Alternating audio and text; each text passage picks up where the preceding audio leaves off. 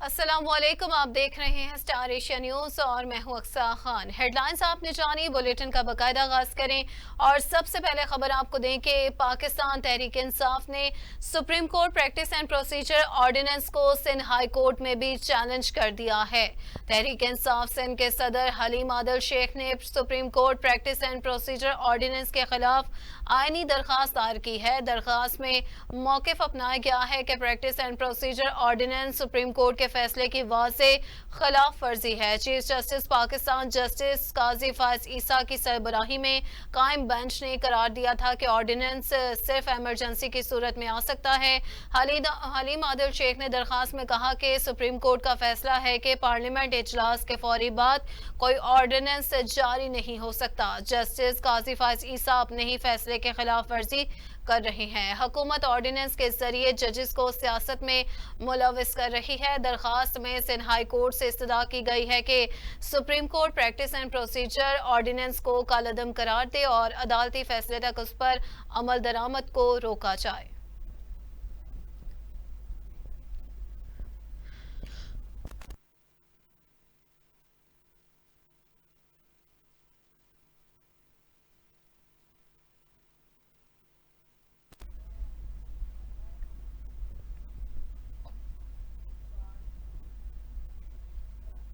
रुख करेंगे Lahore high court का, जहां प्रैक्टिस एंड प्रोसीजर ऑर्डिनेंस 2024 के खिलाफ दरखास्त पर मुतल्लिका बेंच ने न होने का एतराज खत्म करते हुए रजिस्ट्रार ऑफिस को दरखास्त समाअत के लिए मुकर्रर करने की हिदायत कर दी। प्रैक्टिस एंड प्रोसीजर ऑर्डिनेंस 2024 के खिलाफ दरखास्त पर समाअत लाहौर हाई कोर्ट में हुई। जस्टिस फैसल जमान अख्तर खान ने मुनीर अहमद की दरखास्त पर बतौर एतराज केस समाअत की है। दरखास्त गुजार की जानिब से एडवोकेट अजहर सदीक अदालत में पेश हुए। दरखास्त गुजार ने कहा कि सदारती ऑर्डिनेंस बदनीयती पर मबनी है। सदारती ऑर्डिनेंस के जरिए सुप्रीम कोर्ट के इख्तियारात को कम या ज्यादा नहीं किया जा सकता। दरखास्त गुजार ने इस्तदा की कि अदालत सदारती ऑर्डिनेंस को कालअदम करार दे। अदालत पटिशन के हतमी फैसले तक सदारती ऑर्डिनेंस पर अमल दरामद रोकने का हुक्म जारी करे। बाद अज़ां लाहौर हाई कोर्ट ने दरखास्त पर मुतल्लिका बेंच न होने का एतराज खत्म करते हुए रजिस्ट्रार ऑफिस को दरखास्त समाअत के लिए मुकर्रर करने की हिदायत कर दी।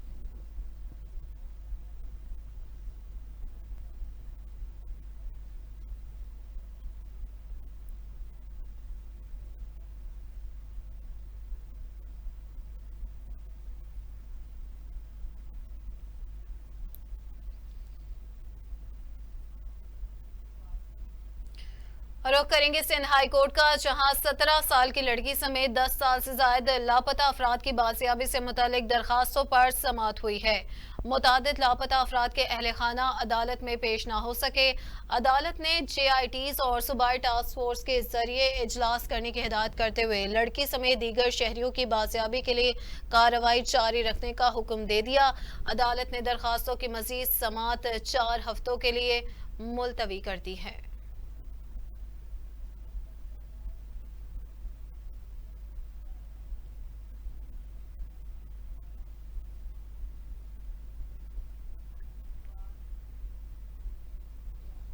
पाकिस्तान तहरीक इंसाफ की कोर कमेटी का इजलास आज तलब कर लिया गया। सराय के मुताबिक शाम 4 बजे होने वाले इजलास की सदारत chairman PTI barrister Gohar Ali Khan और सलमान अकरम राजा करेंगे।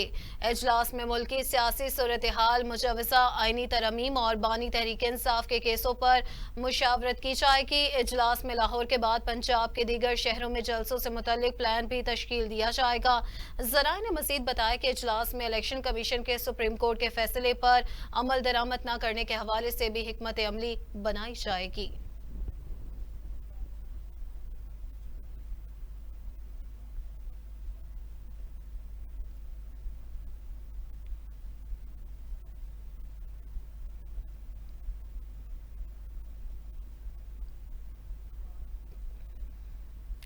इंसदादी दहशतगर्दी अदालत लाहौर ने बानी PTI के 9 मई के मुकदमात में जमानत की दरखास्तों पर प्रोसिक्यूशन से दलाल तलब कर लिए। इंसदादी दहशतगर्दी अदालत लाहौर में बानी PTI के 9 मई के मुकदमात में जमानत की दरखास्तों पर समाअत हुई। जज अरशद जावेद ने 4 जमानतों पर समाअत की। स्पेशल प्रोसिक्यूटर ने जमानतों पर दलाल के लिए मोहलत तलब की। आइंदा समात पर प्रोसिक्यूशन से दलाल तलब कर लिए। अदालत ने बानी पीटीआई की जमानतों पर समात 30 सितंबर तक के लिए मुलतवी कर दी।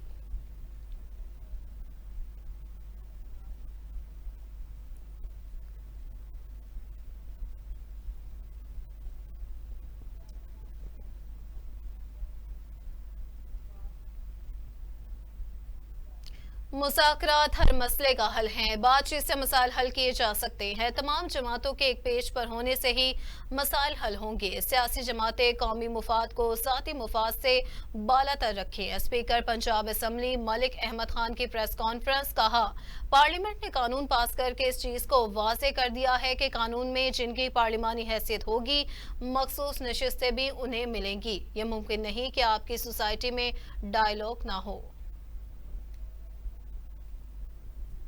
तो आपको याद होगा कि वो कम से कम 3-3.5 साल उसको स्टॉल रखना मकसद था। तो उस मकसद को हासिल करने के लिए हदफ ये था कि वो मुकदमा 3-3.5 साल स्टॉल रहे, उसमें कोई पेशरफ्त ना हो, उसमें उन अकाउंट्स की स्क्रूटनी ना हो सके। तो एज अ पॉलिटिकल पार्टी अपनी इनकैपेसिटेशन प्रूव करने के लिए ये काम नहीं किए जा रहे थे, जिनकी बुनियाद पर फिर वो इलेक्शन कमीशन को राइटफुली एक लीगल ऑर्डर पास करना पड़ा। एक तो उसकी ये सूरत थी। इन हालात में इलेक्शंस आए और फिर मामला सुप्रीम कोर्ट तक पहुंचा कि मखसूस नशिस्तें किन को मिलेंगी। तो जो बादियुल नज़र में plain reading of the act थी, उसके मुताबिक जो फैसला हुआ वो डिफरेंट कोर्ट्स में होता हुआ था।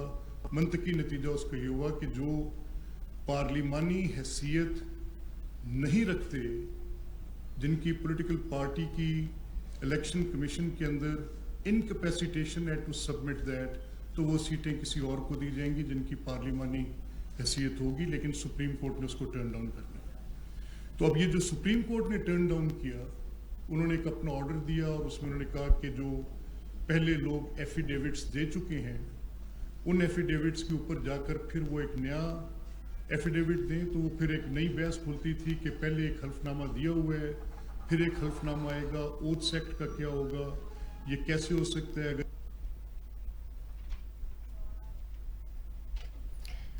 मुशीर इत्तलात खैबर पख्तूनख्वा बैरिस्टर डॉक्टर सैफ ने कहा कि मरीम नवाज की पूरी तवज्जो पंजाब में पीटीआई जलसों पर मरकूज है। अपने एक बयान में बैरिस्टर सैफ का कहना था कि अवाम का समंदर अगले हफ्ते मियां वाली का रुख करेगा। जाली हुकूमत आखिरी हरबे जरूर इस्तेमाल करेगी मगर जलसे को नाकाम नहीं बना सकती। उन्होंने कहा कि मरीम नवाज की पूरी तवज्जो पंजाब में पीटीआई जलसों पर मरकूज है। रोजाना पंजाब पुलिस के इजलास बुलाकर हिकमत अमली बनाती हैं। मरीम नवाज पीटीआई की बढ़ती मकबूलियत से शदीद खौफजदा हैं। सूबाई मुशीर इत्तलात का मजीद कहना था कि जाली हुकूमत मियां वाली जलसे की नाकामी की कोशिश करेगी। जितना भी जोर लगा ले, बानी पीटीआई को अवाम के दिलों से नहीं निकाल सकते। जुनून का रास्ता रोकना जाली हुकूमत की बस की बात नहीं है।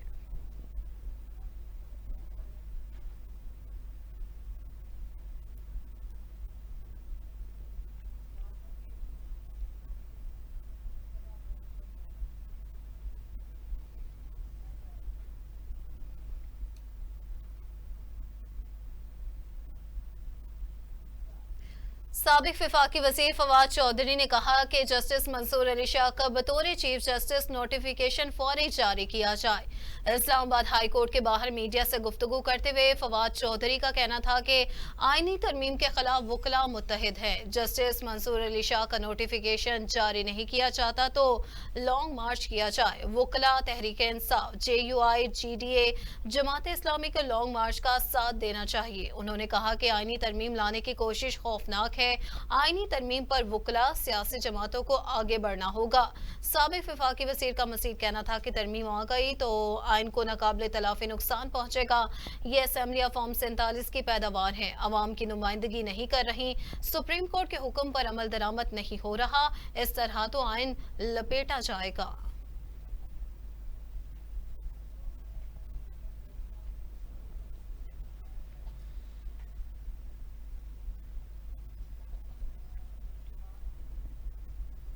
खबरें और भी हैं मगर यहाँ वक्त हुआ है एक ब्रेक का। हमारे साथ रहिएगा।